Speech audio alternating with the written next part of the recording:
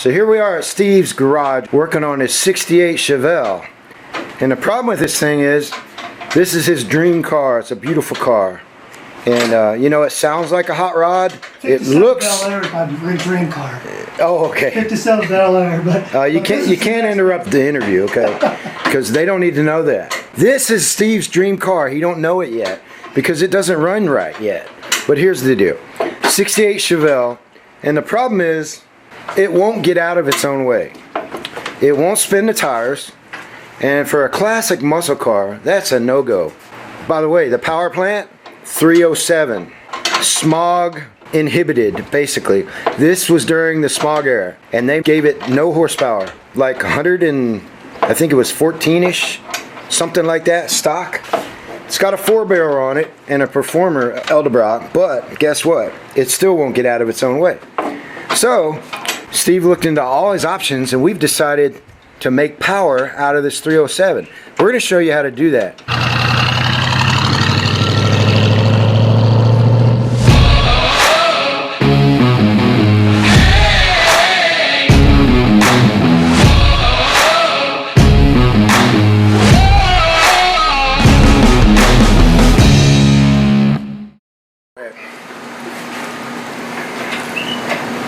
Alright, she's coming out.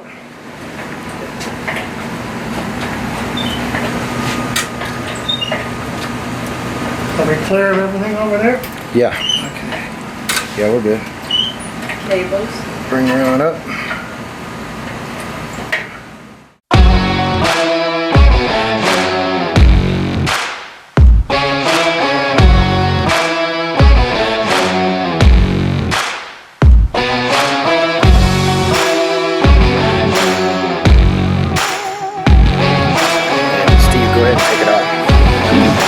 So here we are with the old 307 with these smog heads we are pulling off for the first time right here because they do not make any power.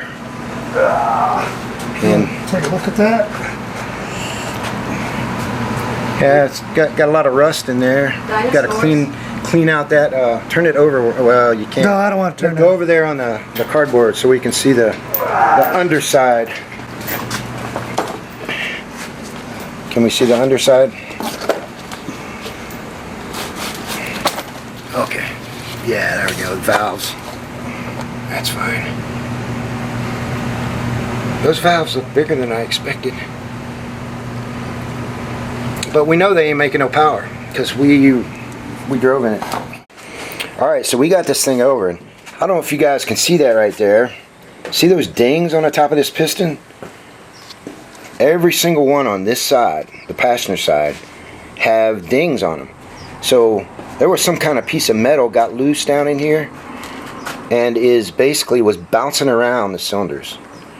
So so this is an older engine. We are putting a new cam and heads and an intake on it and headers, and we're putting a different transmission in. So this thing should scream, but I guess the question is, will it hold together? You know, everybody's trying to work on a budget here. And I think, what are you, about $2,000, Steve? I'm into it for $2,200. $2,200, okay.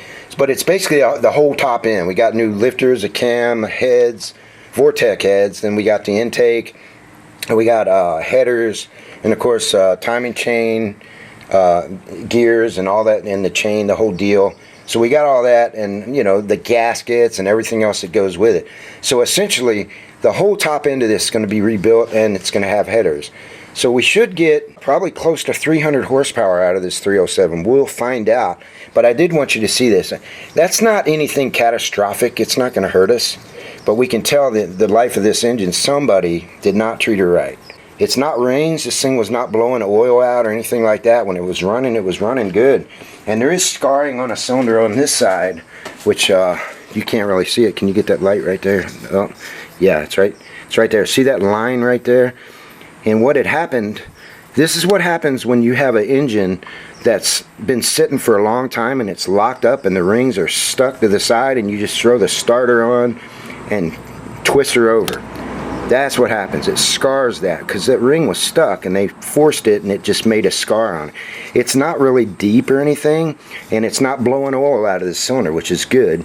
So we're just going to pretend we didn't see that. But folks, before you go to start these things, when they've been sitting a while, take the plugs out and put some transmission fluid or something down in there. Let it soak. Work it back and forth with a ratchet. And once it's moving freely, then put the starter on it and turn it over. But if you don't, that's what happens. So you can tell right here, it's got some wear on it. It's got some lines up and down. It's got a few more miles on it than we anticipated. And there's some over here as well. But it's nothing that's terribly deep. But if Steve wanted to get more out of this bottom end, and probably next year we'll probably go in and either change this or rebuild it. I think he wants a short block that's a 350. 350, yeah. But we're going to try and make power out of this 307 and get the rest of its life out of it, and it'll be running gloriously because it will have some power. It's like an old man on testosterone, man. She's going to run. So we're going to get to work here. I'll get you up on a tripod when we start doing some stuff that looks interesting, and so you can see what we're doing. Alright, it's time to take the old cam out. It's a 1/2 inch. See if this will do it. Nope. Got it loose.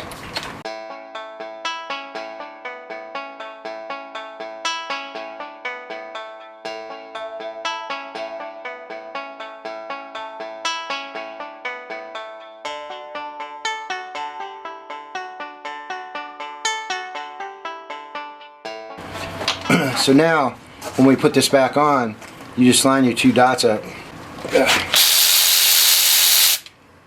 So what I like to do is take this sprocket off and put it back on with a couple bolts, and then I use this as leverage to get the cam out. Alright, so we turn the engine over so we can get to it better. We put the sprocket back on the camshaft so I got leverage to pull it out. Now we're just going to carefully work this out. Oh yeah, that's coming. And the whole idea is not to nick up your cam bearings. Yeah. Just be gentle, work it out, twist it a little if you have to. What is that? Sometimes you got to lift the back.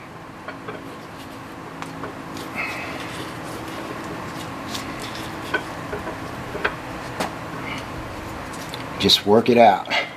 Work it out like Richard Simmons used to. Oh jeez, Richard Simmons. I tell you.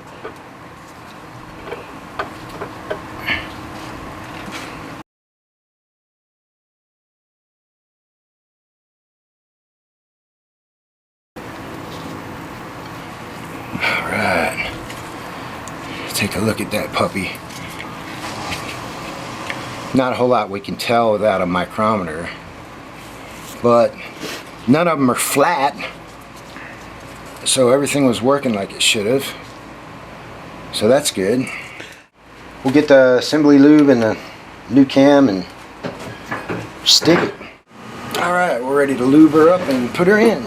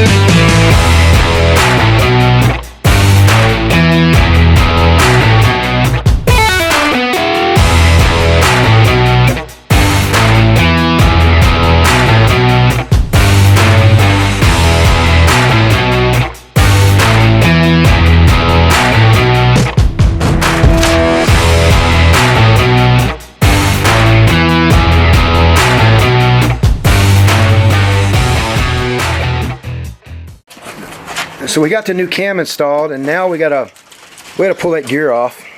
We could have done that before now, but we haven't. But we're gonna pull it off right now. Steve's got his 2-prong pulley. He's gonna see if that's gonna work. If not, I might have to go get the 3-prong pulley. I'm not sure. You gotta let her out quite a bit. This is where a power tool comes in very handy. You know what I mean? Yeah, exactly. Yeah, maybe tomorrow. You want me to hold them while you tighten it? Yeah, I think. You don't even have anything to tighten it with, though. Well, yeah. Yeah. I gotta have to. So let me get the right socket. What do you think? 5/8. 5/8. Just get it tight. Let me get my fingers out of the way. Nope, she's gonna slip right out. See that? There's a different. We might need just to use a different size. I have a smaller size.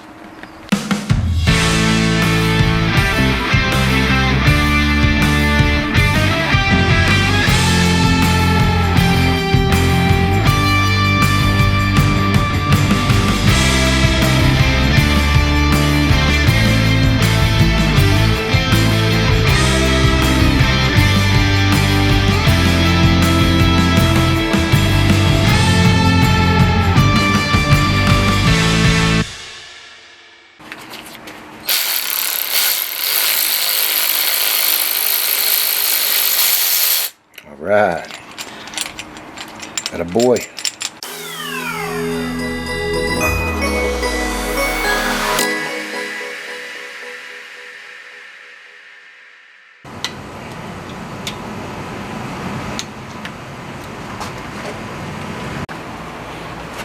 Okay, so it looks like the torque spec is, what was it, 18 to 20 pounds? Yep. So 18 to 20 pounds. we're gonna do the right thing, put some thread locker on it. Because we don't want to coming out. Seemed like they were a lot tighter when we took them out, so they might have had thread locker on them already.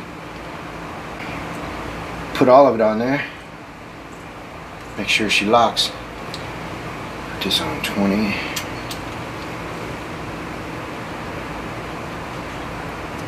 There's 20. That's nothing. I know.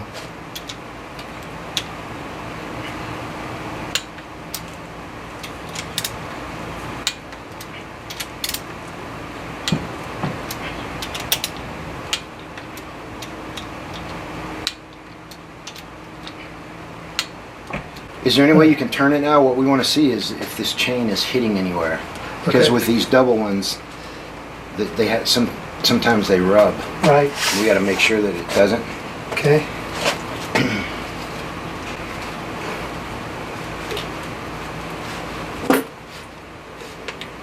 Looks fine to me. Yeah. It's fine. Go back left if you can so we can get her back to top. Back to top. Yeah, just get this one back up.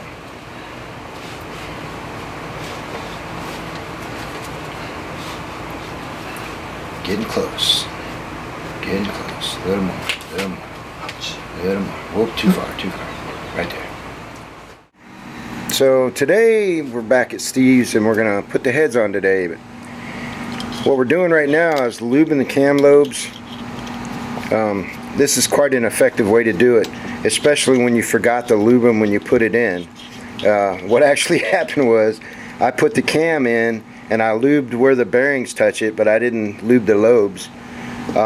So we're having to go out at this route because I've already got it timed and everything. But this will be just fine. We'll get it on them all the way around, then we'll turn the engine over a quarter turn, then we'll do it again, and then we'll just make sure that there's plenty of this assembly lube on there, and then we'll go from there. So I'll get you guys up here on a tripod where you can see what's going on, and we'll get her done.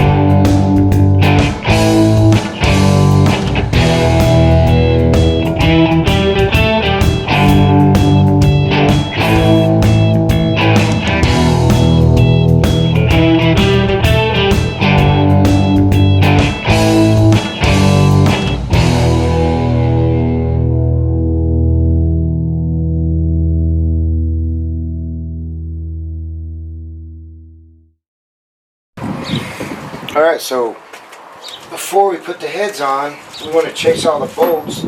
And I took some old head bolts and I made a chaser with it. Basically, you just cut 3 grooves, 1, 2, 3, and you run it all the way down in and back out, and that pulls all the trash out. So when you go to do your torquing of your heads, it doesn't give you a false reading because trash is in there. So that's what we're going to do now. I'm going to chase the threads.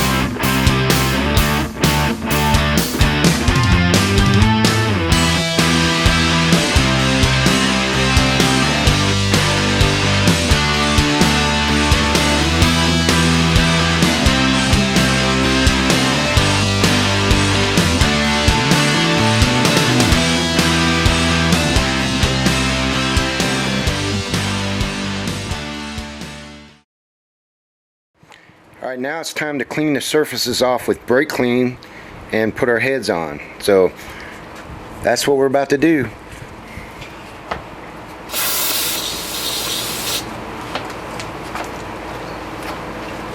I told Steve he needs to invest in the stock for O'Reilly brake parts cleaner. When I did my engine, I bought like 6 cans. I came over to work on his and he had like half a can. I'm like, amateur. I forgot to tell him. I told him we needed to clean with brake clean though, but I didn't tell him like to get 6 cans of it. But I thought that was implied.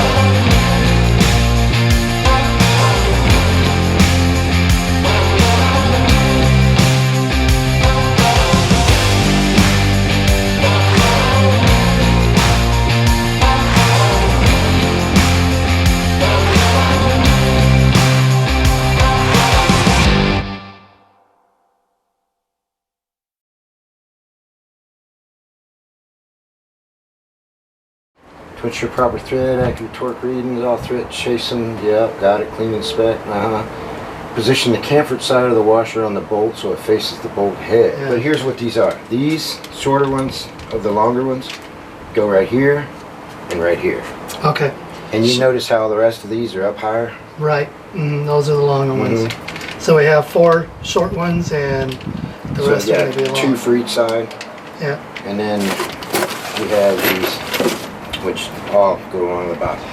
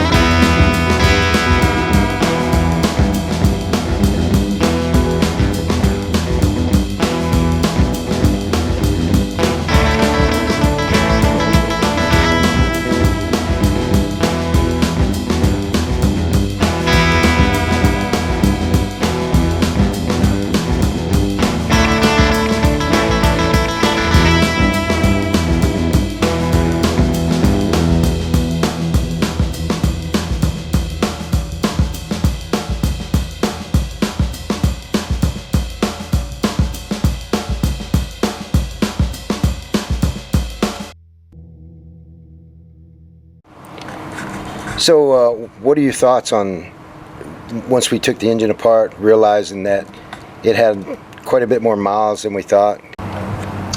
Yeah, so there was a few lines in the cylinder heads, and but as you rubbed our nails across those lines, you couldn't feel any ridges. It was nice and smooth. So we figured, yeah, it has some miles on it, but not enough wear to where we felt that we had to bore the cylinder walls out.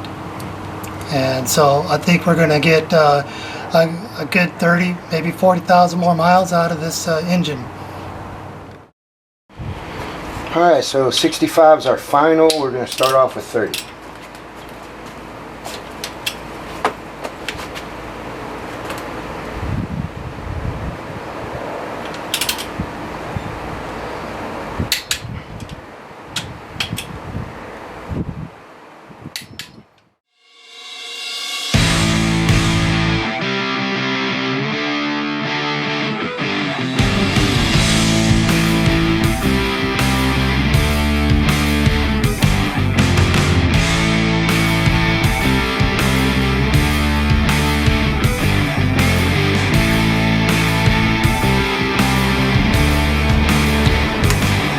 So that was 30.